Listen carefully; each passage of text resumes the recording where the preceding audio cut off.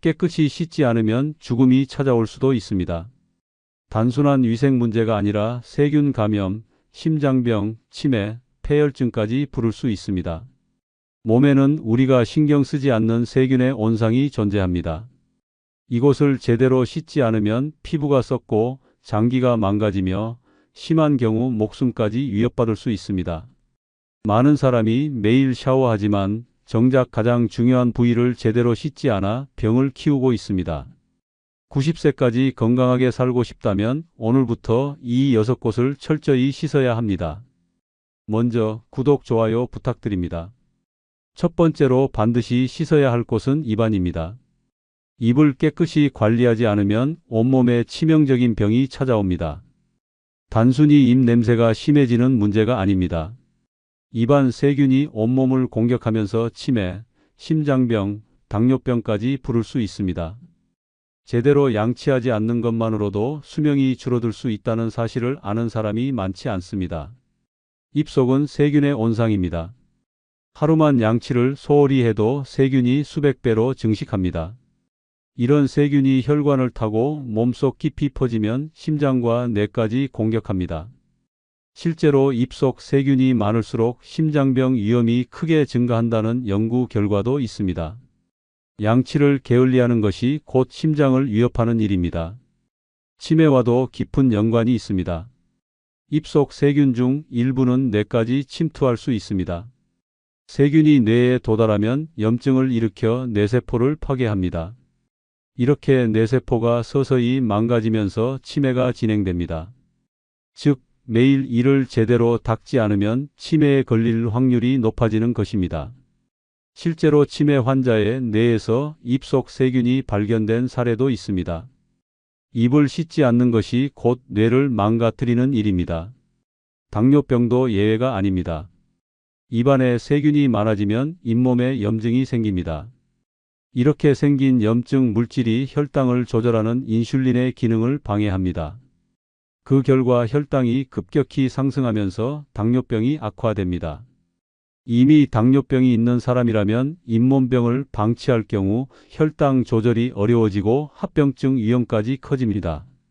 단순히 이를 닦는다고 해서 문제가 해결되는 것은 아닙니다. 제대로 닦아야 합니다. 하루 3번 양치는 기본이고 자기 전에는 특히 더 꼼꼼히 닦아야 합니다. 치실과 혀 클리너도 필수입니다. 혀를 닦지 않으면 세균이 남아 다시 이빨과 잇몸을 공격하기 때문입니다. 치아 사이의 음식물 찌꺼기도 철저히 제거해야 합니다. 90세까지 건강하게 살고 싶다면 오늘부터라도 입안을 깨끗이 씻는 습관을 가져야 합니다. 양치를 소홀히 하는 순간 치매, 심장병, 당뇨병이 당신을 위협할 수 있습니다. 입안의 청결이 곧 장수의 비결입니다. 입안을 제대로 관리하지 않아 목숨을 잃을 뻔한 사례가 있습니다. 70대 남성이 잇몸 통증을 대수롭지 않게 여기고 방치했습니다. 양치를 대충 하고 치과도 가지 않았습니다. 처음엔 잇몸이 붓고 피가 나는 정도였지만 시간이 지나면서 통증이 심해지고 잇몸이 썩어 들어갔습니다. 그러던 어느 날 갑자기 고열과 극심한 두통이 찾아왔습니다. 병원에 갔을 때는 이미 세균이 혈관을 타고 온몸으로 퍼진 상태였습니다. 진단 결과 세균성 심내막염이었습니다. 입속 세균이 혈액을 타고 심장까지 침투하면서 심장 판막에 염증을 일으킨 것입니다. 심장이 제대로 기능하지 못하면서 호흡 곤란과 가슴 통증이 심해졌습니다. 의사는 즉시 수술을 하지 않으면 생명이 위험하다고 경고했습니다. 결국 긴급 수술을 받았고 다행히 목숨은 건졌지만 심장은 완전히 회복되지 않았습니다. 평생 약을 먹으며 살아가야 하는 몸이 되었습니다. 작은 잇몸 염증을 가볍게 여긴 결과는 치명적이었습니다. 양치질 하나 소홀히 한 것이 목숨을 위협한 것입니다. 입속 세균이 온몸을 망가뜨릴 수 있다는 사실을 절대 잊어서는 안 됩니다. 두 번째로 반드시 씻어야 할 곳은 귀 속입니다. 귀를 깨끗이 하지 않으면 단순히 귀가 더러워지는 것이 아니라 청력 저하, 만성 귀염증, 심지어 뇌질환까지 유발할 수 있습니다. 특히 나이가 들수록 귀 건강은 생명과 직결됩니다. 귀 속을 제대로 관리하지 않으면 점점 듣지 못하게 되고 이는 결국 치매로 이어질 수 있습니다. 귀 속에는 보이지 않는 세균과 먼지가 가득합니다. 귓바퀴만 씻는다고 해서 깨끗해지는 것이 아닙니다. 귀 속 깊은 곳에 쌓이는 귀지는 시간이 지나면서 딱딱하게 굳고 이물질과 함께 엉켜 귀를 막아버립니다. 이렇게 귀가 막히면 소리가 왜곡되거나 한쪽 귀가 잘 들리지 않는 증상이 나타납니다. 하지만 대부분 나이가 들어서 그런 것이라며 대수롭지 않게 여깁니다. 이 상태가 계속되면 결국 청력이 심각하게 손상되며 회복이 어렵습니다. 더 심각한 것은 귀에 염증이 생기면 뇌까지 영향을 미친다는 점입니다. 귀는 머리와 가까운 신체 부위입니다. 귀 속에 염증이 생기면 세균이 점차 안쪽으로 퍼지면서 두개골과 뇌로 침투할 위험이 있습니다. 실제로 중이염을 방치했다가 뇌수막염으로 발전한 사례도 많습니다. 귀 속이 더러우면 단순한 청력 저하가 아니라 생명을 위협하는 뇌질환까지 일으킬 수 있는 것입니다. 귀 속을 제대로 관리하지 않으면 치매 위험도 급격히 증가합니다. 청력이 저하되면 뇌로 전달되는 자극이 줄어들어 인지 기능이 떨어지기 때문입니다. 연구에 따르면 난청이 있는 사람은 그렇지 않은 사람보다 치매 위험이 5배 이상 높습니다. 귀를 깨끗하게 유지하는 것이 치매 예방의 첫걸음입니다. 귀 관리에서 가장 중요한 것은 올바르게 씻는 방법입니다. 면봉으로 귀 속을 후비는 것은 절대 금물입니다.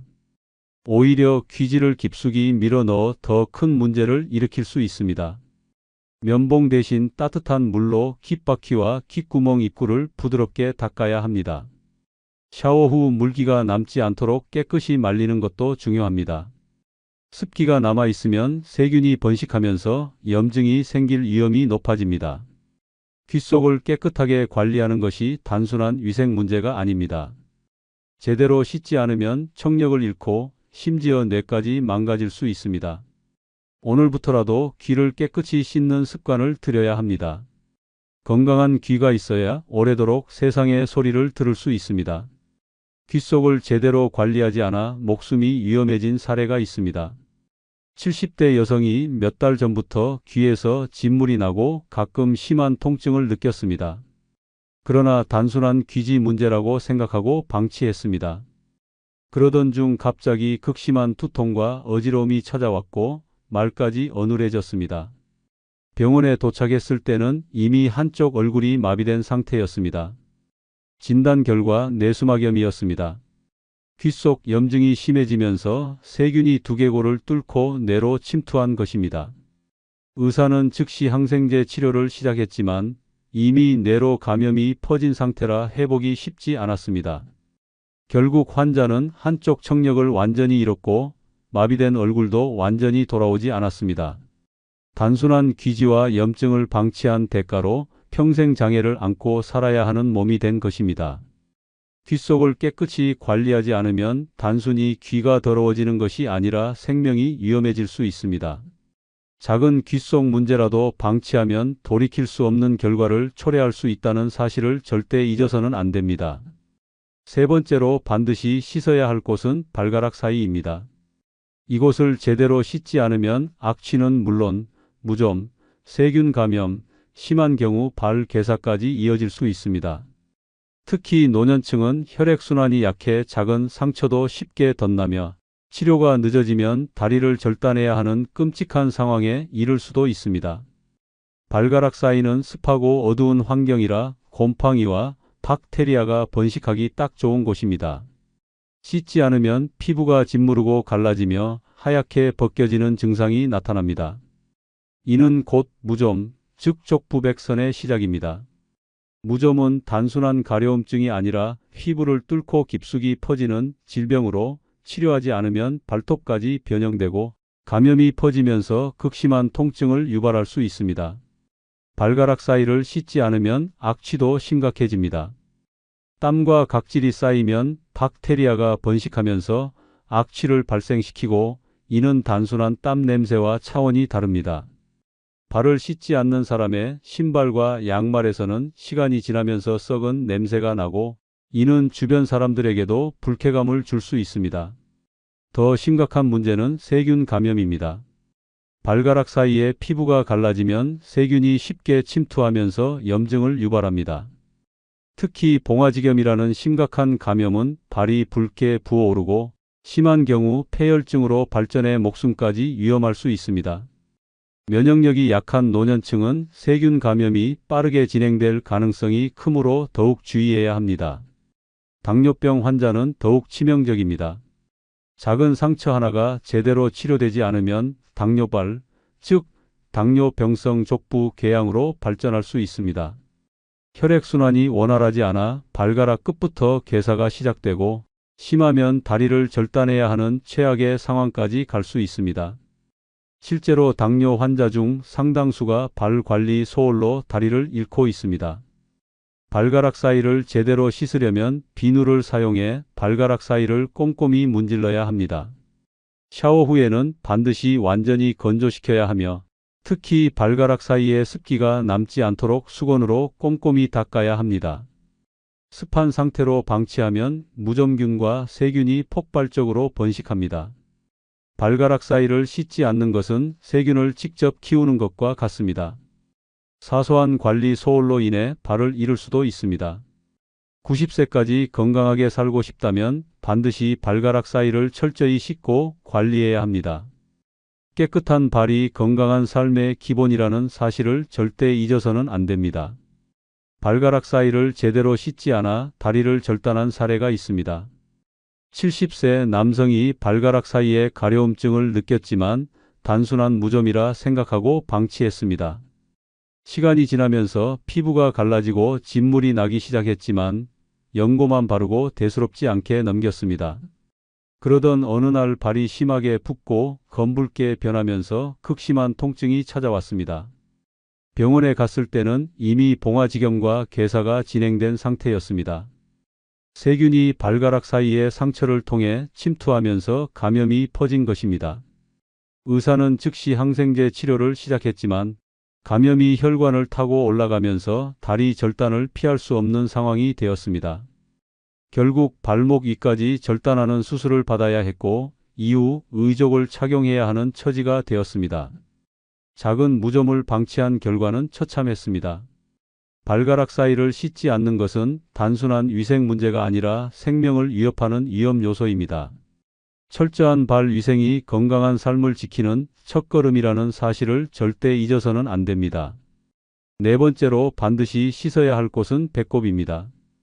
배꼽을 깨끗이 관리하지 않으면 악취는 물론 심각한 감염, 심지어 장기 손상까지 초래할 수 있습니다. 배꼽은 작고 깊숙한 구조 때문에 세균이 번식하기 좋은 환경입니다. 제대로 씻지 않으면 온갖 먼지, 땀, 각질이 쌓이며 배꼽 안에서 곰팡이와 박테리아가 번식합니다. 배꼽을 방치하는 것은 세균의 온상을 몸에 품고 사는 것이나 다름없습니다. 배꼽에서 악취가 나는 것은 단순한 위생 문제가 아닙니다. 냄새가 심해진다는 것은 이미 박테리아가 과도하게 증식했다는 신호입니다. 시간이 지나면 배꼽 안이 끈적이고 축축해지며 검은 때가 끼기 시작합니다. 이 상태를 방치하면 염증이 생기고 심한 경우 배꼽 주변이 붉게 부어오르면서 고름까지 차게 됩니다. 이 배꼽염이 심해지면 세균이 혈관을 타고 퍼지면서 전신 감염으로 이어질 수 있습니다. 배꼽을 씻지 않으면 심각한 내부 장기 문제까지 유발할 수 있습니다. 배꼽은 태아 때 탯줄이 연결되어 있던 자리로 혈관과 연결된 부분입니다. 만약 배꼽에 감염이 생기면 세균이 내부로 침투해 복막염 같은 위험한 질환으로 발전할 가능성이 있습니다. 특히 면역력이 약한 노년층은 이런 감염이 빠르게 퍼질 수 있어 더욱 치명적입니다. 배꼽에 쌓이는 때는 단순한 먼지가 아닙니다. 피부에서 떨어진 각질, 땀, 피지, 그리고 몸에서 나오는 노폐물까지 뒤엉켜 있습니다. 특히 배꼽 안이 축축하면 곰팡이가 서식하면서 심각한 피부 질환을 유발할 수 있습니다. 실제로 배꼽 안에서 곰팡이 감염이 발견되는 사례도 많습니다. 배꼽을 씻는 방법도 중요합니다. 세게 문지르거나 깊숙이 면봉을 찔러 넣으면 오히려 상처가 생겨 감염 위험이 커집니다. 부드러운 면봉이나 젖은 수건으로 살살 닦아야 하며 샤워할 때 비누를 이용해 가볍게 문질러 주는 것이 좋습니다. 씻은 후에는 반드시 배꼽을 완전히 건조시켜야 합니다. 습기가 남아있으면 오히려 세균 번식을 촉진할 수 있습니다. 배꼽을 방치하면 단순한 냄새 문제가 아니라 온몸에 퍼지는 감염으로 이어질 수 있습니다. 건강하게 장수하고 싶다면 오늘부터라도 배꼽을 깨끗이 씻어야 합니다. 깨끗한 배꼽이 건강한 몸을 유지하는 기본이라는 사실을 절대 잊어서는 안 됩니다. 배꼽을 씻지 않아 목숨을 잃을 뻔한 사례가 있습니다. 50대 남성이 배꼽에서 심한 냄새가 나고 가려움을 느꼈지만 대수롭지 않게 여겼습니다. 배꼽을 씻지 않는 습관이 있었고 안에 까맣게 때가 끼어 있었지만 그냥 놔뒀습니다. 시간이 지나면서 배꼽이 붉어지고 부어오르더니 통증이 심해졌습니다. 결국 배꼽에서 고름이 흘러나왔고 열까지 나기 시작했습니다. 병원에 갔을 때는 이미 배꼽염이 심각한 상태였습니다. 세균이 피부를 뚫고 내부로 퍼지면서 염증이 장기 근처까지 확산되고 있었습니다. 의사는 배를 절개해 고름을 배출해야 한다고 했습니다. 만약 더 늦었다면 세균이 혈액을 타고 퍼지면서 복막염이나 폐혈증으로 목숨까지 위험할 뻔했습니다. 치료 후에도 배꼽 주변 피부가 괴사해 일부를 절제해야 했고 흉터가 남았습니다. 배꼽을 씻지 않는 것은 단순한 위생 문제가 아닙니다. 작은 무관심이 심각한 감염과 장기 손상으로 이어질 수 있습니다. 배꼽 관리 하나로 건강을 지킬 수 있다는 사실을 절대 잊어서는 안 됩니다. 5번째로 반드시 씻어야 할 곳은 사타구니입니다. 사타구니를 제대로 관리하지 않으면 극심한 악취는 물론 심각한 피부병과 감염까지 유발할 수 있습니다. 특히 나이가 들수록 면역력이 약해지면서 사타구니의 세균이 몸 전체로 퍼질 위험이 높아집니다.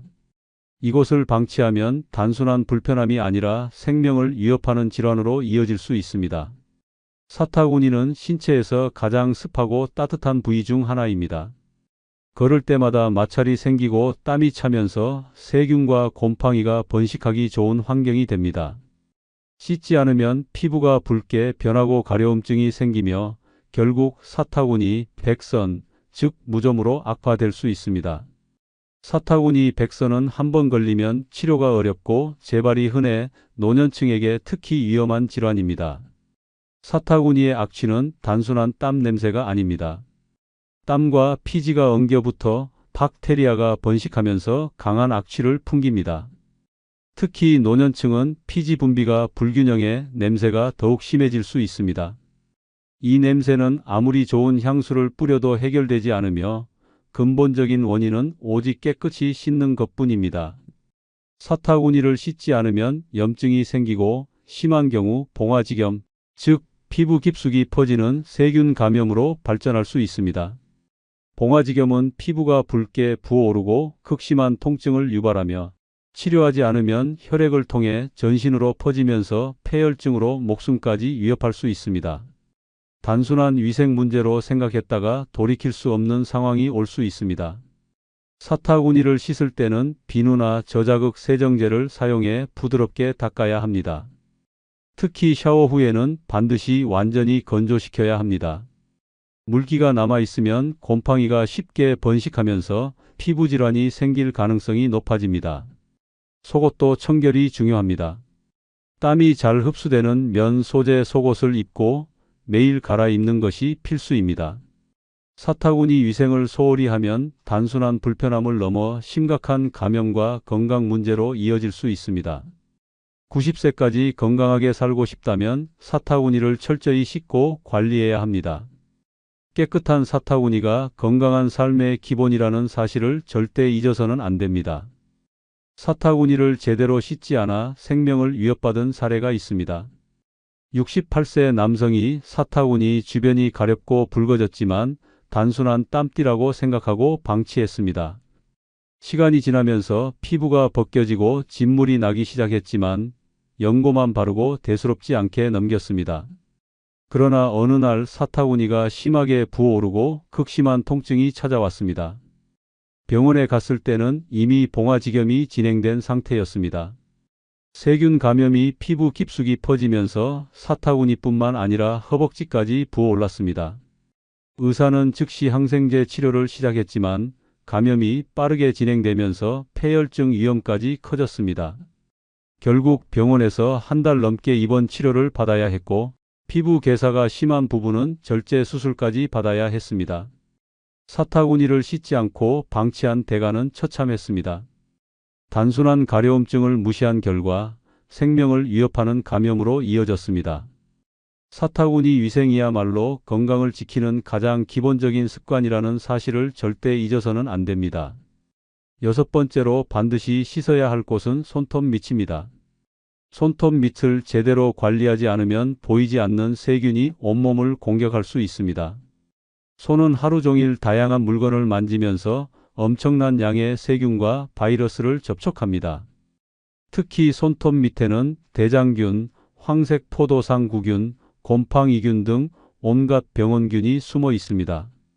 제대로 씻지 않으면 식중독, 장염, 피부 감염까지 유발할 수 있습니다. 손톱 밑이 더러우면 단순한 위생 문제가 아니라 면역 체계까지 위협받을 수 있습니다.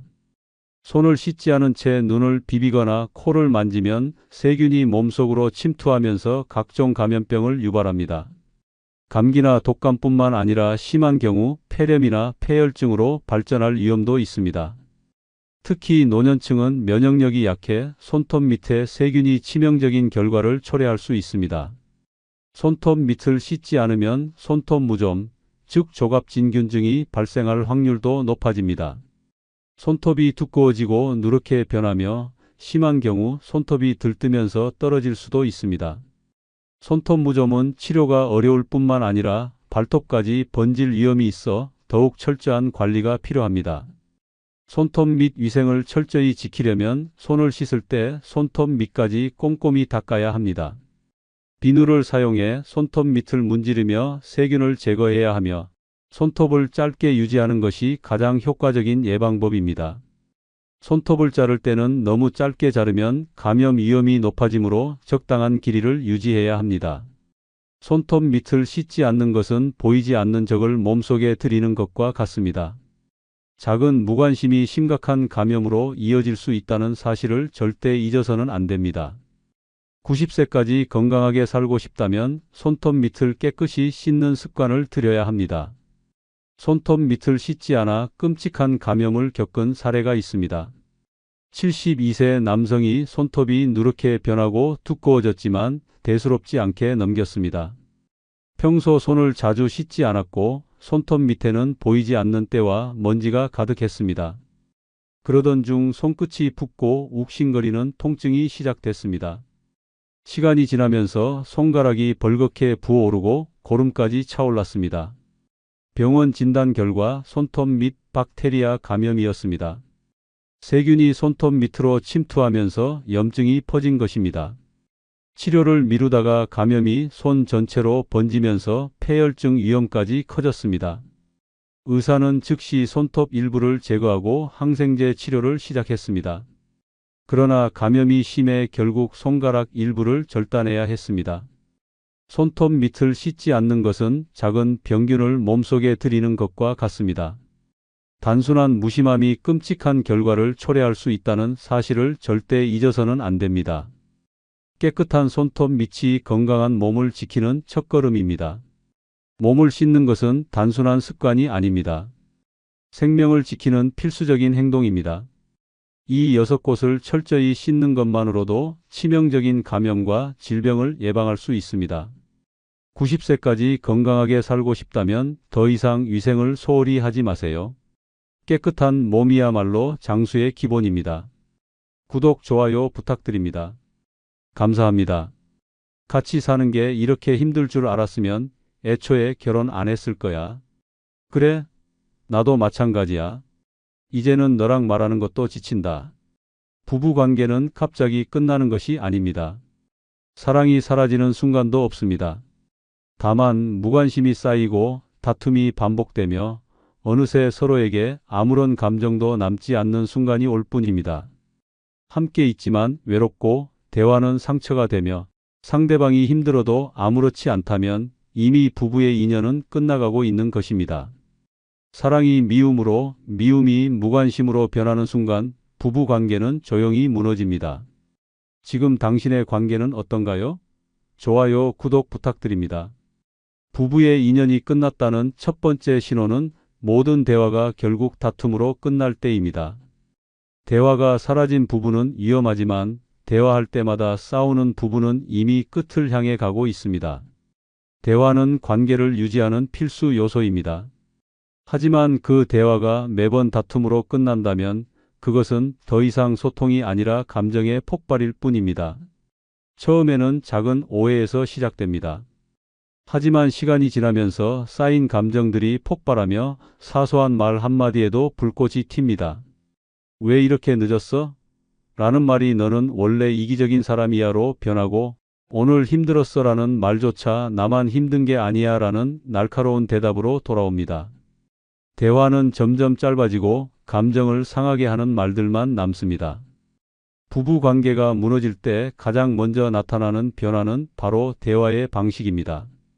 서로 이해하려는 태도보다 상대방을 공격하려는 태도가 앞서면 더 이상 소통은 불가능합니다.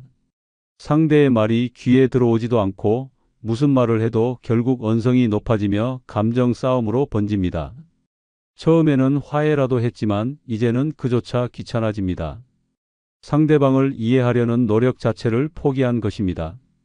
더 심각한 것은 이런 싸움이 반복될수록 상대방과 대화하고 싶지 않다는 감정이 강해진다는 점입니다. 대화의 끝이 항상 상처뿐이라면 어느 순간부터는 서로 말하는 것을 피하게 됩니다. 그리고 결국 대화할 일이 줄어들면서 부부 사이의 정서적 거리도 멀어집니다. 대화가 다툼으로 끝나는 이유는 단순히 성격 차이 때문이 아닙니다. 이미 상대방에 대한 존중과 애정이 약해졌기 때문입니다. 사랑이 남아있다면 이해하려는 마음이 있지만 감정이 식으면 작은 불만도 큰 싸움으로 번집니다. 결국 부부 사이에 남은 것은 말싸움뿐이고 그 싸움마저도 지칠 때가 되면 완전히 침묵이 찾아옵니다. 이런 관계를 방치하면 결국 두 사람 사이에 회복할 수 없는 벽이 생깁니다. 처음에는 싸우더라도 화해할 여지가 있었지만 이제는 그마저도 사라지고 감정의 골만 깊어집니다. 결국에는 싸움조차 하지 않는 관계가 되고 서로에게 관심도 기대도 없는 상태로 변하게 됩니다. 이쯤 되면 부부로서의 인연은 사실상 끝난 것이나 다름없습니다. 모든 대화가 싸움으로 끝난다면 단순한 성격 차이로 넘겨서는 안 됩니다. 이는 부부 관계가 위태로운 상태에 놓였다는 강력한 경고입니다. 서로의 말을 듣기보다 상처 주는 것이 익숙해진다면 지금이 마지막 기회일 수도 있습니다. 더 늦기 전에 관계를 회복하려는 노력이 필요합니다. 대화의 끝이 다툼이 아니라 이해와 배려로 마무리될 수 있도록 노력해야 합니다. 부부의 마지막 인연을 붙잡을 수 있는 시간은 생각보다 많지 않습니다. 38년 차 부부가 있었습니다. 함께한 시간이 길었지만 언제부터인가 모든 대화가 싸움으로 끝났습니다. 사소한 일에도 감정이 격해졌고 대화가 시작되면 결국 서로를 비난하는 말로 이어졌습니다. 당신은 예전부터 그랬어. 당신도 다를 게 없잖아.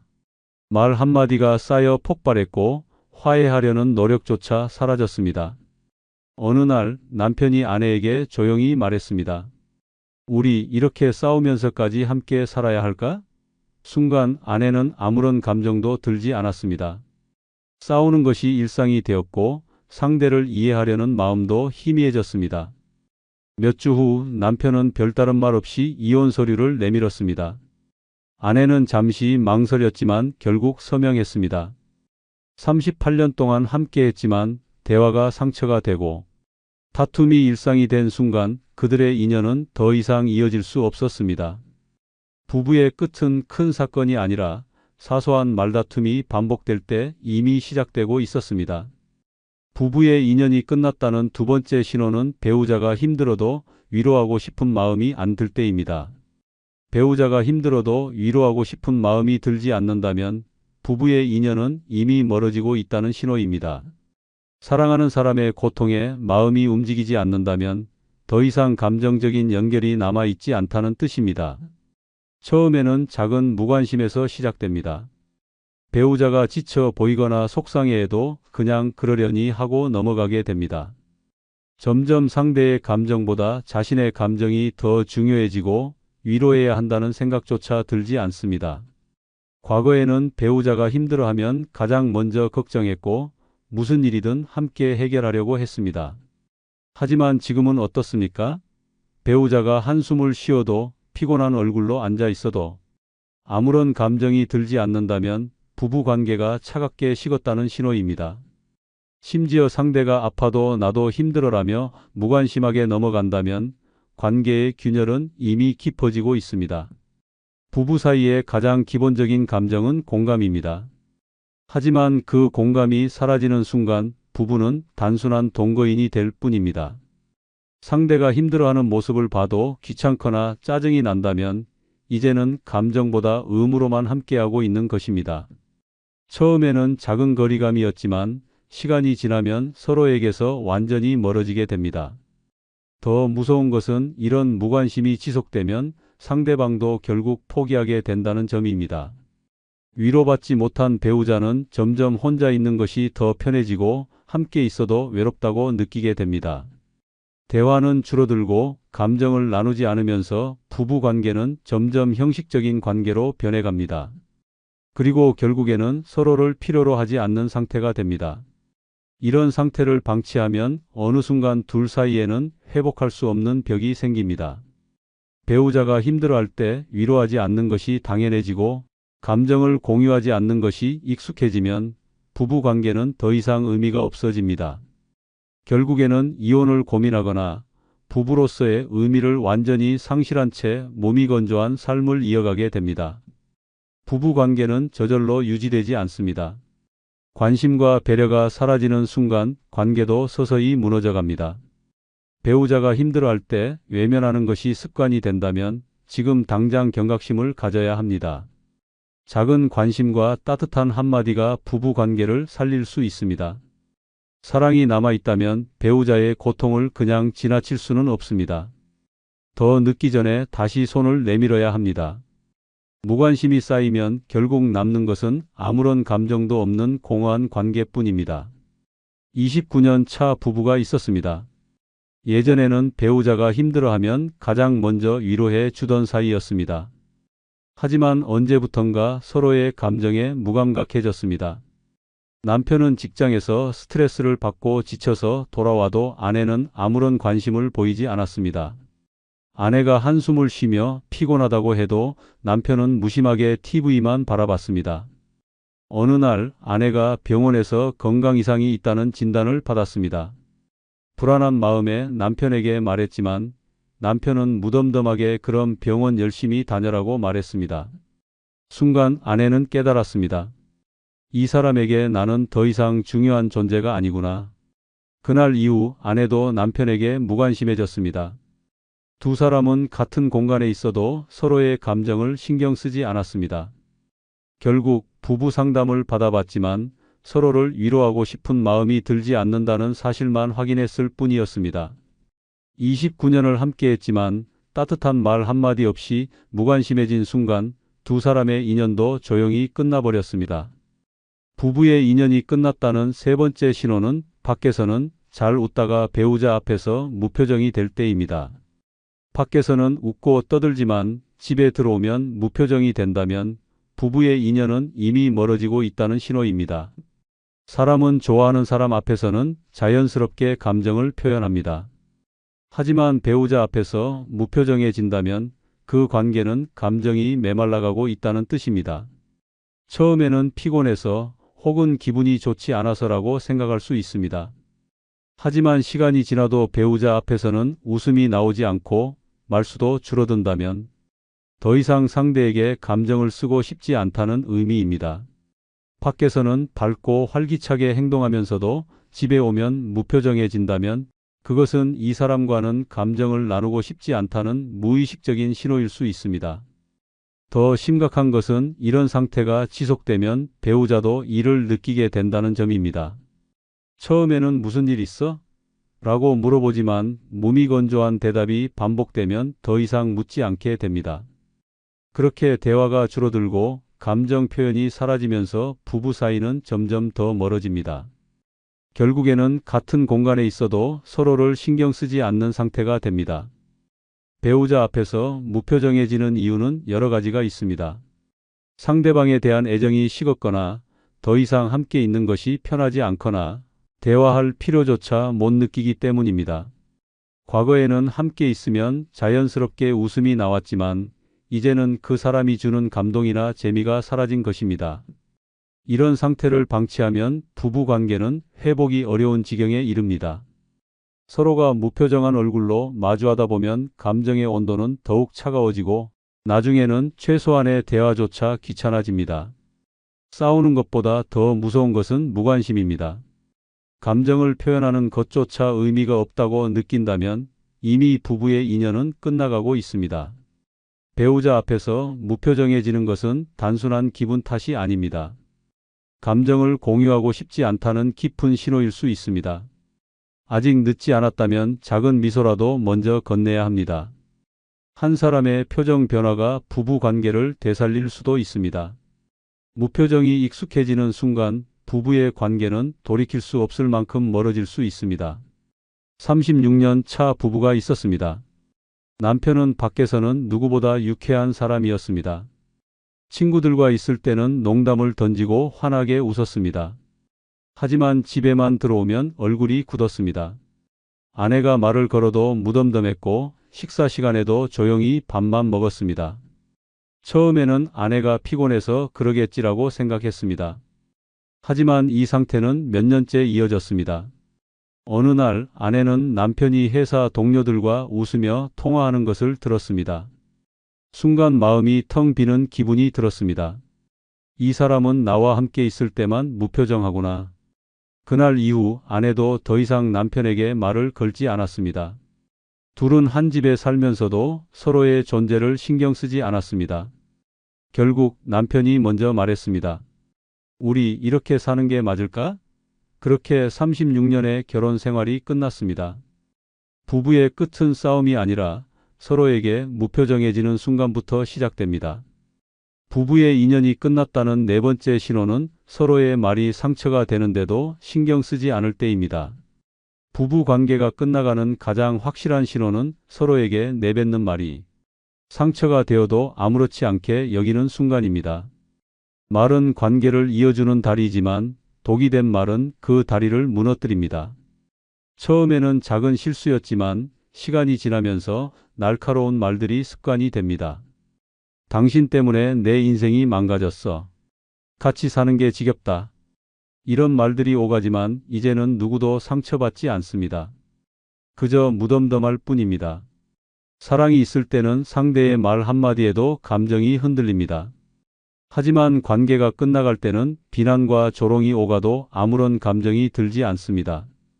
상대의 말이 가슴을 찌를 때도 더 이상 아프지 않습니다. 상처받기보다 그냥 그러려니 하고 넘기게 됩니다. 감정이 메말라 더 이상 기대할 것도 실망할 것도 없어진 것입니다. 부부는 싸울 수도 있고 때로는 상처를 줄 수도 있습니다. 하지만 중요한 것은 그 상처를 회복하려는 마음입니다. 진심 어린 사과가 없고 서로를 배려하려는 노력조차 하지 않는다면 이미 부부로서의 관계는 무너지고 있는 것입니다. 더 심각한 것은 이러한 무관심이 결국 완전한 단절로 이어진다는 점입니다. 처음에는 감정적으로 상처받지 않으려 무시하지만 시간이 지나면 대화 자체가 사라집니다. 싸우는 것조차 귀찮아지고 점점 대화의 횟수가 줄어듭니다. 결국 한 집에 살아도 남보다 못한 사이가 되어갑니다. 어느 날 배우자가 비난하는 말을 해도 아무런 감정이 들지 않는다면 부부 관계를 다시 돌아봐야 합니다. 상대방의 말이 더 이상 상처가 되지 않는다면 그것은 상대에게 아무런 기대도 애정도 없다는 뜻입니다. 감정을 공유하지 않는 부부는 단순한 동거인일 뿐 부부라고 할 수 없습니다. 부부 사이에서 가장 위험한 것은 싸움이 아니라 무관심입니다. 서로의 말이 상처가 되어도 신경 쓰지 않는다면 그 관계는 이미 끝을 향해 가고 있습니다. 아직 늦지 않았다면 서로의 말에 다시 귀를 기울여야 합니다. 관계를 회복하려는 작은 노력이라도 없다면 부부의 인연은 조용히 그러나 확실하게 끝나고 말 것입니다. 35년 차 부부가 있었습니다. 오랜 세월을 함께했지만 이제는 서로에게 내뱉는 말이 칼날처럼 날카로웠습니다. 당신이랑 결혼한 게 내 인생 최대 실수야. 그래서 뭐 이제 와서 후회라도 해? 상처 주는 말들이 오갔지만 둘 중 누구도 더 이상 아파하지 않았습니다. 처음에는 싸울 때마다 화해하려 노력했습니다. 하지만 이제는 사과도 없고 감정도 없습니다. 비난과 조롱이 일상이 되었고 상대가 어떤 말을 하든 무덤덤했습니다. 어느 날 남편이 아내에게 차갑게 말했습니다. 넌 이제 나한테 아무 의미 없어. 하지만 아내는 그 말조차 흘려버렸습니다. 결국 둘은 조용히 이혼을 결정했습니다. 한때는 사랑했던 사람, 함께한 세월이 35년이었지만 말이 더 이상 상처가 되지 않는 순간 부부의 인연도 끝나 있었습니다. 부부 관계는 큰 싸움으로 무너지는 것이 아닙니다. 서로의 말이 더 이상 아무 의미도 갖지 않을 때 그 관계는 이미 끝난 것입니다. 부부의 인연이 끝났다는 5번째 신호는 모든 대화가 결국 다툼으로 끝날 때입니다. 부부가 함께 밥을 먹는 시간은 단순히 배를 채우는 순간이 아닙니다. 하루 동안 있었던 일들을 나누고 서로의 감정을 공유하는 중요한 시간입니다. 하지만 밥을 함께 먹어도 대화가 없고 밥맛조차 없다면 그것은 부부의 인연이 끝나가고 있다는 신호입니다. 처음에는 조용한 식사가 어색합니다. 하지만 시간이 지나면 이 침묵이 익숙해집니다. 한때는 서로를 바라보며 웃고 떠들던 시간이었지만 이제는 그저 습관처럼 밥을 먹고 일어납니다. 밥상에 마주 앉아 있지만 눈도 마주치지 않고 각자 휴대폰을 바라보거나 TV 소리에만 의존합니다. 질문을 해도 건성으로 대답하거나 대화를 시도하는 것조차 귀찮게 느껴집니다. 더 심각한 것은 밥맛마저 없어지는 순간입니다. 예전에는 함께 식사하는 것만으로도 즐거웠습니다. 하지만 이제는 상대와 함께 밥을 먹는 것이 의무처럼 느껴지고 억지로 끼니를 해결하는 것에 불과합니다. 맛있는 음식을 먹어도 기분이 좋아지지 않고 차라리 혼자 먹는 것이 더 편하게 느껴집니다. 함께 있어도 외롭고 밥상 앞에서도 공허함만 남습니다. 부부 관계가 무너질 때 가장 먼저 변하는 것이 바로 식사 시간입니다. 서로에게 관심이 있을 때는 밥 한 끼도 의미가 있습니다. 하지만 무관심이 쌓이면 대화도 줄어들고 결국 함께하는 식사조차 아무런 의미가 없어집니다. 같이 있어도 혼자 있는 것 같은 기분이 들고 밥을 먹는다는 행위 자체가 지루한 일상이 되어버립니다. 이 상태를 방치하면 부부 관계는 점점 더 소원해집니다. 식사뿐만 아니라 일상생활 전체에서 대화가 사라지고 함께하는 시간이 점점 줄어듭니다. 결국에는 같은 집에 살아도 각자의 삶을 따로 살아가는 관계로 변해갑니다. 대화 없는 밥상은 대화 없는 결혼 생활로 이어지고 끝내 부부라는 이름만 남게 됩니다. 밥을 함께 먹는 시간은 단순한 식사가 아닙니다. 부부 사이의 온도를 확인하는 중요한 순간입니다.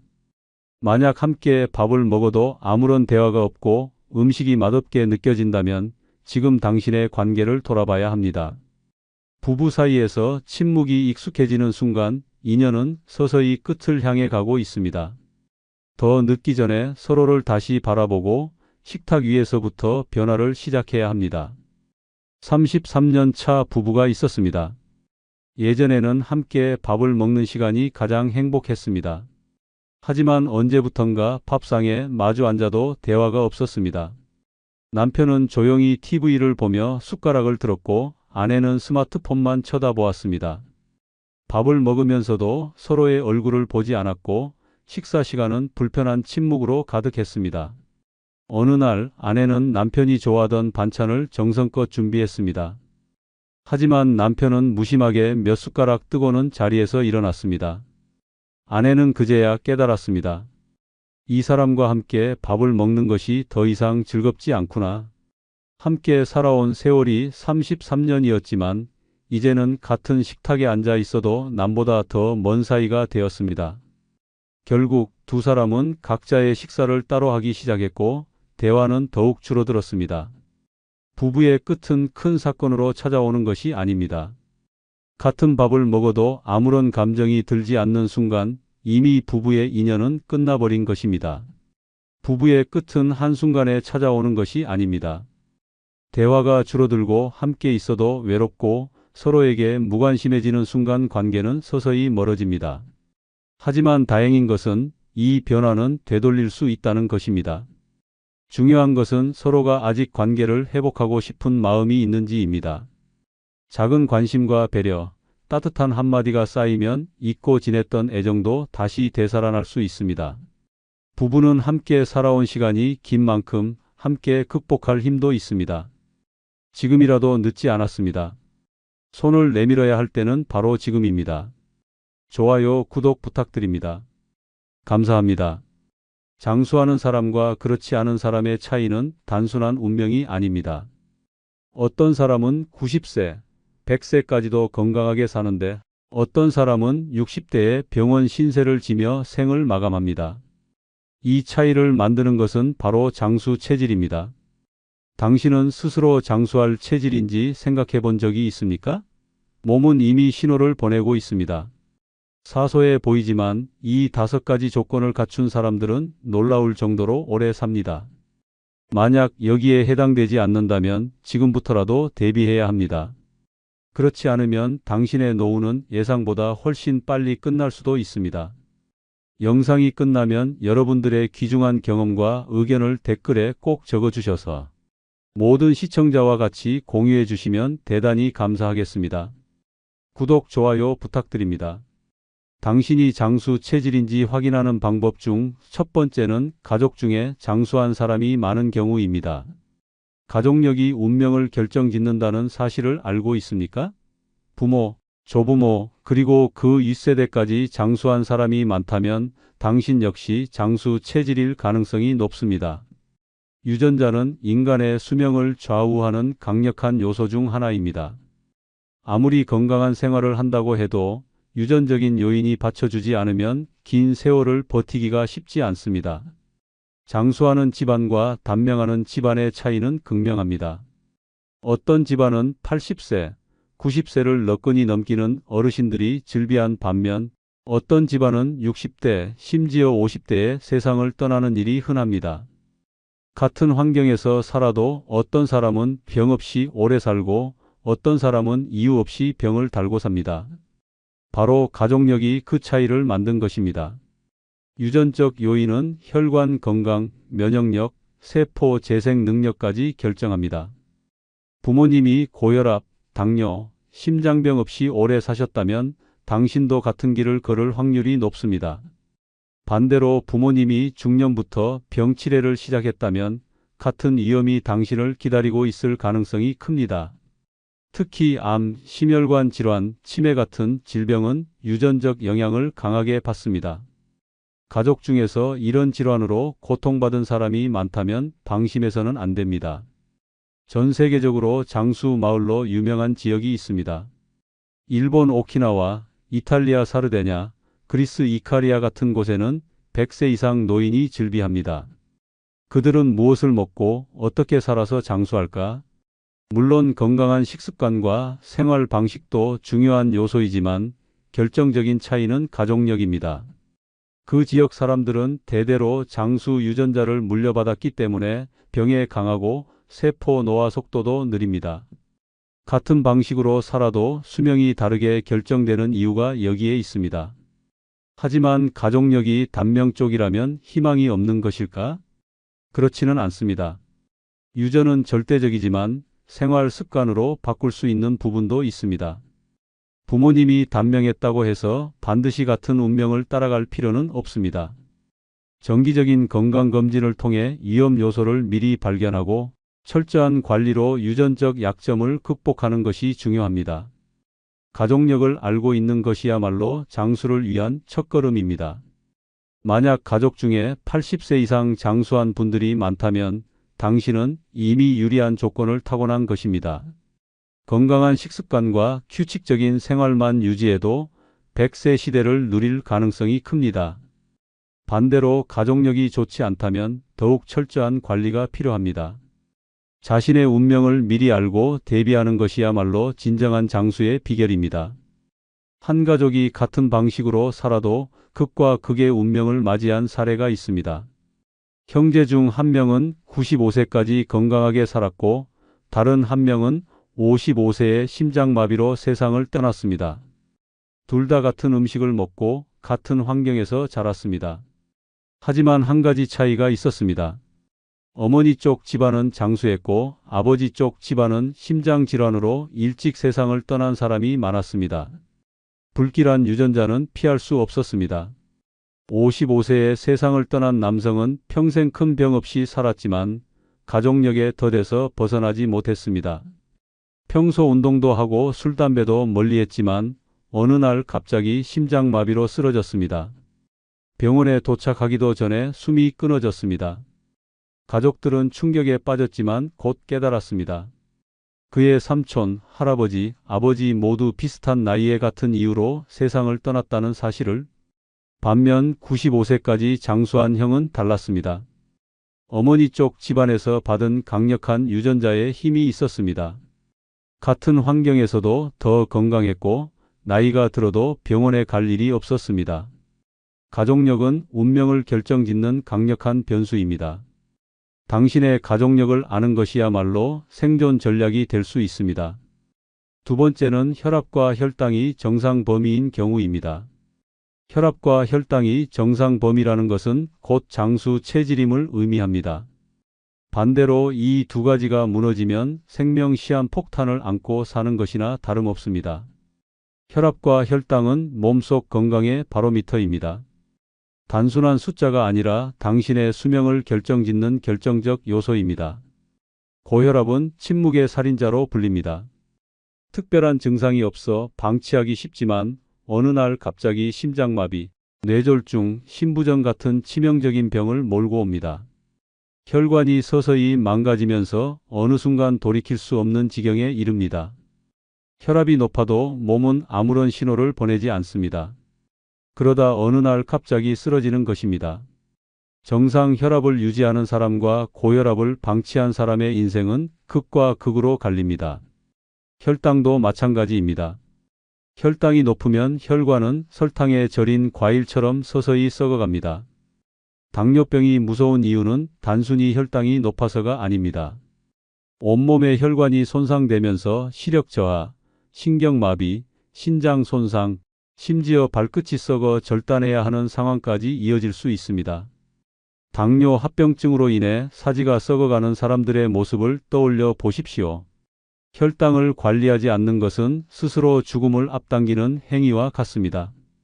혈압과 혈당이 정상 범위라면 이미 장수 체질을 타고난 것입니다. 반면 조금이라도 벗어나 있다면 심각한 경고 신호입니다. 당장은 별 문제가 없다고 생각할 수 있습니다. 하지만 고혈압과 고혈당은 조용히 몸을 망가뜨립니다. 오늘의 방심이 내일의 병원 침대를 예약하는 것과 같습니다. 정상 혈압과 혈당을 유지하는 것은 단순한 건강관리가 아니라 생명을 지키는 싸움입니다. 나이가 들수록 혈관과 장기는 점점 약해집니다. 젊었을 때는 버틸 수 있던 것도 시간이 지나면서 더 이상 견디지 못합니다. 나중에 후회하지 않으려면 지금 바로 혈압과 혈당을 점검해야 합니다. 장수하는 사람들은 예외 없이 이 두 가지를 철저히 관리합니다. 그렇지 않다면 삶의 마지막이 병원에서의 투병으로 끝날 가능성이 높습니다. 장수를 원한다면 혈압과 혈당부터 확인해야 합니다. 정상 범위에서 벗어나는 순간 시한부 인생이 시작될 수도 있습니다. 건강한 노후를 보내고 싶다면 지금부터라도 혈관을 지켜야 합니다. 75세 박 씨는 평생 건강하다고 믿었고 병원도 거의 가지 않았습니다. 하지만 어느 날 갑자기 쓰러졌습니다. 원인은 뇌출혈이었습니다. 가족들은 충격에 빠졌습니다. 그는 평소 아무런 증상도 없었고 특별히 아픈 것도 없었습니다. 하지만 검사 결과 그의 혈압은 정상 범위를 한참 벗어나 있었습니다. 고혈압을 방치한 결과 혈관이 서서히 망가지고 있었던 것입니다. 결국 그는 다시는 일어나지 못했습니다. 78세 또 다른 여성은 당뇨병 진단을 받고도 대수롭지 않게 여겼습니다. 조금만 조심하면 괜찮겠지. 하지만 그 조금이 문제였습니다. 단 음식을 좋아했고 생활 습관도 바꾸지 않았습니다. 몇 년 후 그녀의 발끝이 썩기 시작했습니다. 혈관이 망가져 혈액순환이 되지 않았기 때문입니다. 결국 발을 절단해야 했습니다. 평범했던 삶이 순식간에 무너졌습니다. 혈압과 혈당은 방심하는 순간 치명적인 결과를 불러옵니다. 괜찮겠지라는 생각이 인생을 송두리째 바꿀 수 있습니다. 조용히 진행되는 건강의 붕괴를 절대 가볍게 생각해서는 안 됩니다. 세 번째는 규칙적으로 운동하는 습관이 있는 경우입니다. 운동을 규칙적으로 하지 않는 것은 스스로 수명을 깎아먹는 것과 같습니다. 인간의 몸은 움직이도록 설계되어 있습니다. 하지만 편리함에 익숙해진 현대인은 걷는 것조차 귀찮아합니다. 차를 타고 이동하고 엘리베이터를 이용하고 하루 종일 의자에 앉아 생활합니다. 이렇게 살아가면 몸은 점점 녹슬어가고 결국 병들어 쓰러지는 순간이 찾아옵니다. 운동 부족은 조용한 살인자입니다. 근육이 약해지면서 허리 통증이 시작되고 관절이 약해지면서 작은 충격에도 쉽게 다칩니다. 심폐 기능이 저하되면서 계단 몇 개만 올라가도 숨이 차고 면역력도 급격히 떨어집니다. 무엇보다 혈관 건강이 무너지면서 고혈압, 당뇨, 심근경색 같은 치명적인 질병들이 줄줄이 따라옵니다. 운동을 안 하면 몸이 살찌는 것이 문제가 아니라 몸속 장기와 혈관이 망가지는 것이 더 큰 문제입니다. 규칙적으로 운동하는 사람과 그렇지 않은 사람의 노후는 극과 극으로 갈립니다. 운동을 꾸준히 한 사람은 80세, 90세가 되어도 허리가 곱고 걸음걸이에 힘이 있습니다. 반면 운동을 하지 않은 사람은 60대부터 휘청거리고 70대만 되어도 거동이 불편해집니다. 같은 나이인데도 한쪽은 활기찬 노년을 보내고 다른 한쪽은 병상에 누워 있습니다. 그 차이를 만든 것은 단 하나, 운동 습관입니다.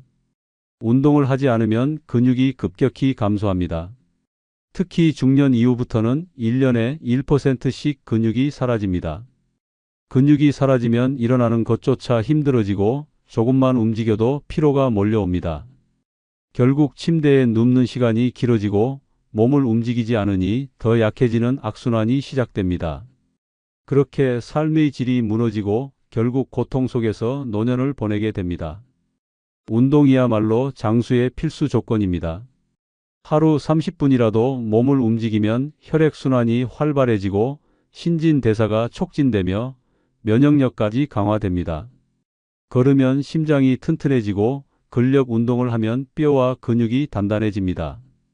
반대로 운동을 하지 않는다면 심장은 나빠지고 뼈는 약해지며 결국 몸이 망가져 갑니다.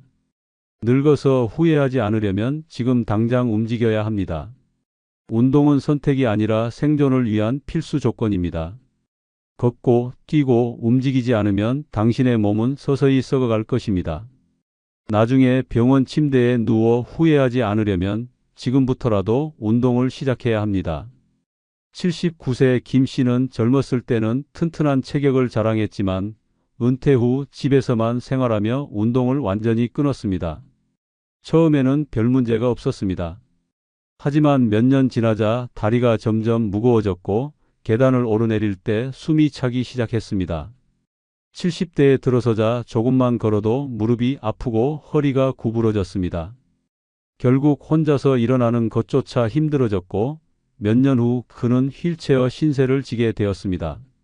반면 비슷한 나이의 또 다른 남성은 달랐습니다.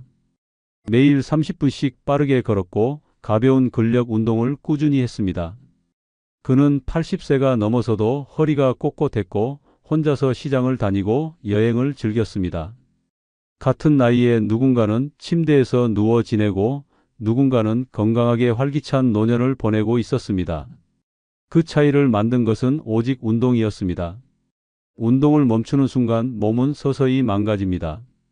오늘의 나태함이 미래를 파괴합니다. 늙어서 후회하지 않으려면 지금 당장 움직여야 합니다. 네 번째는 스트레스를 잘 해소하는 경우입니다. 스트레스는 보이지 않는 독입니다. 아무리 건강한 사람도 스트레스를 제대로 해소하지 못하면 몸과 마음이 망가집니다. 조용히 그리고 치명적으로 건강을 갉아먹습니다. 혈압을 올리고 면역력을 떨어뜨리며 심장에 무리를 줍니다. 심지어 암 발생률까지 높입니다. 단순한 감정의 문제가 아니라 생명을 위협하는 요인입니다. 만성 스트레스에 시달리면 몸속에서 끊임없이 독소가 생성됩니다. 코르티솔이라는 스트레스 호르몬이 계속 분비되면서 혈관이 수축하고 혈압이 올라가며 심장은 과부하 상태가 됩니다. 그러다 결국 어느 날 갑자기 심장마비로 쓰러집니다. 평소 아무런 증상도 없던 사람이 갑자기 돌연사하는 경우 대부분 그 원인은 극심한 스트레스입니다. 정신적인 스트레스는 뇌까지 망가뜨립니다. 뇌 신경세포가 손상되면서 기억력이 저하되고 치매 위험이 커집니다. 스트레스를 잘 관리하는 사람은 나이가 들어도 머리가 또렷하지만 그렇지 않은 사람은 60대부터 건망증이 심해지고 결국 치매로 이어집니다. 건강한 노년을 원한다면 반드시 스트레스를 해소해야 합니다. 스트레스가 쌓이면 몸은 스스로 신호를 보냅니다. 갑자기 머리가 자주 아프거나 소화가 잘 되지 않거나 잠을 제대로 못 자는 증상이 나타납니다. 하지만 많은 사람이 이를 대수롭지 않게 여기고 그냥 넘깁니다. 그러다 결국 몸이 망가지는 순간이 찾아옵니다. 하루하루 쌓인 스트레스가 몸을 잠식해가는 것입니다. 동물들도 스트레스에 취약합니다. 실험에서 지속적으로 스트레스를 받은 쥐는 수명이 짧아지고 면역력이 급격히 저하되었습니다. 스트레스를 받은 개는 이유 없이 털이 빠지고 위장 장애를 겪으며 심지어 성격이 변해 공격적으로 변합니다. 동물도 이렇게 변하는데 하물며 인간은 어떻겠습니까? 끊임없는 스트레스 속에서 살아가는 사람은 몸속 장기가 점점 약해지고 결국 심각한 질병으로 이어질 수 있습니다. 스트레스를 해소하는 능력은 장수의 필수 조건입니다. 장수하는 사람들의 공통점은 긍정적인 사고방식과 유연한 마음가짐을 가지고 있다는 것입니다. 반면 쉽게 화를 내고 부정적인 감정에 휩싸이는 사람들은 수명이 짧아지는 경향이 있습니다. 스트레스를 받았을 때 이를 털어내는 방법을 알고 있는가가 수명을 결정짓는 열쇠가 됩니다.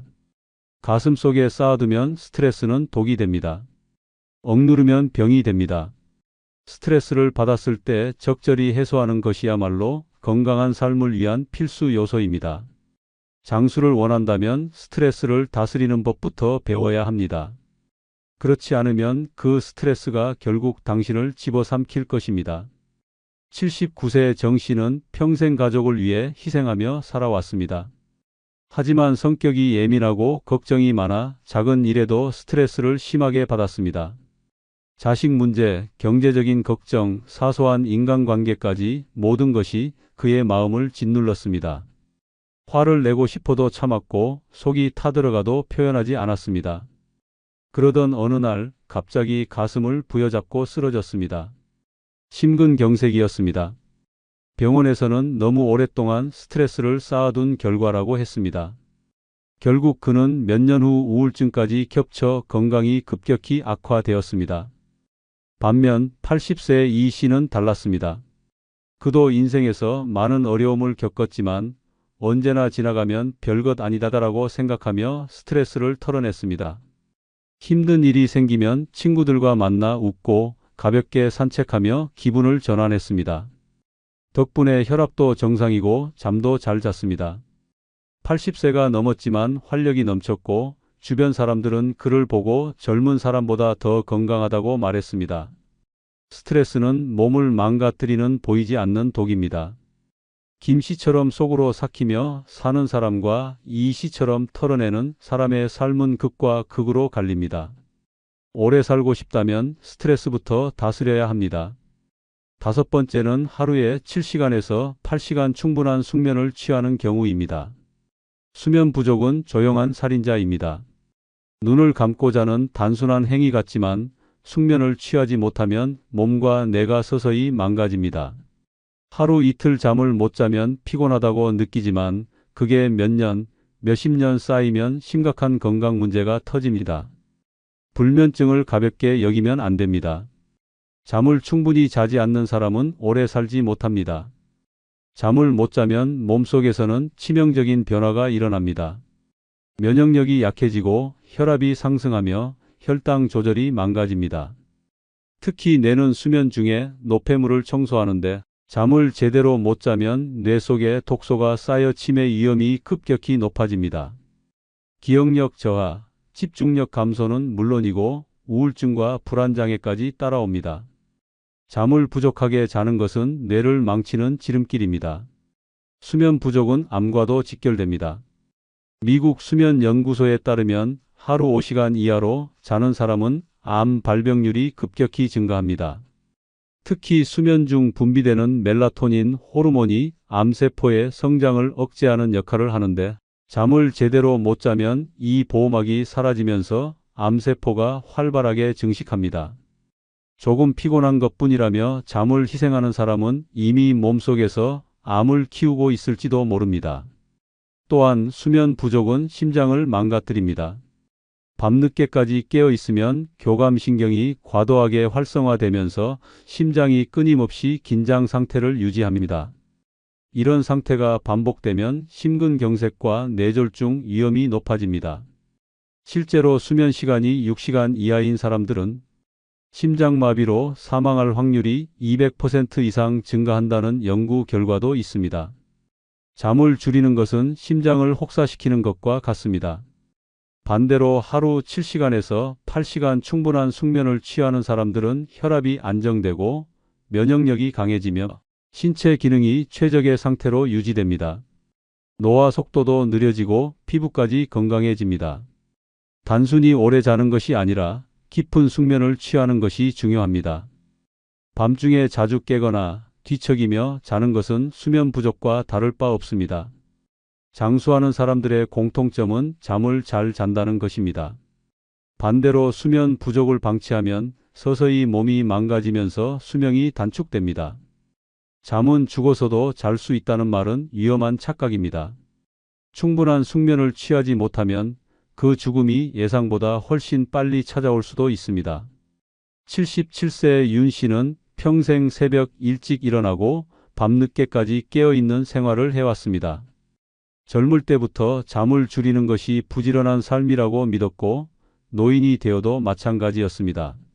매일 새벽 4시에 일어났고 깊이 자는 날이 거의 없었습니다. 하지만 70대 중반이 되자 이상한 증상들이 나타났습니다. 기억력이 급격히 나빠졌고 자꾸만 어지러워졌습니다. 병원에서는 수면 부족이 원인이라고 했지만 김 씨는 그깟 잠이 무슨 문제냐며 대수롭지 않게 넘겼습니다. 그러던 어느 날 갑자기 길에서 쓰러졌습니다. 응급실로 실려갔지만 이미 뇌졸중이 진행된 상태였습니다. 의사는 오랜 수면 부족이 혈관을 망가뜨린 결과라고 말했습니다. 결국 그는 반신불수가 되었고 남은 생을 병상에서 보내야 했습니다. 반면 82세 이 씨는 매일 밤 7시간에서 8시간씩 숙면을 취했습니다. 덕분에 혈압도 안정적이었고 정신도 또렷했습니다. 또래들이 병원 신세를 지는 동안 그는 직접 장을 보고 취미 생활을 즐겼습니다. 같은 노년이지만 두 사람의 삶은 극과 극으로 갈렸습니다. 잠을 소홀히 하면 인생의 마지막이 고통으로 가득 찰 수 있습니다. 장수하는 사람들은 결코 우연히 오래 사는 것이 아닙니다. 건강한 습관을 가진 사람들은 노년에도 활기차게 살아가고 그렇지 않은 사람들은 병과 싸우며 힘겹게 시간을 보냅니다. 당신은 어느 쪽입니까? 지금 당신이 어떻게 사느냐에 따라 10년, 20년 후의 모습이 결정됩니다. 만약 5가지 조건을 갖추지 못했다면 지금부터라도 바꿔야 합니다. 늦었다고 생각하는 순간이 가장 빠른 법입니다. 방심하면 병원 침대 위에서 후회할 날이 올 수도 있습니다. 좋아요, 구독 부탁드립니다. 감사합니다.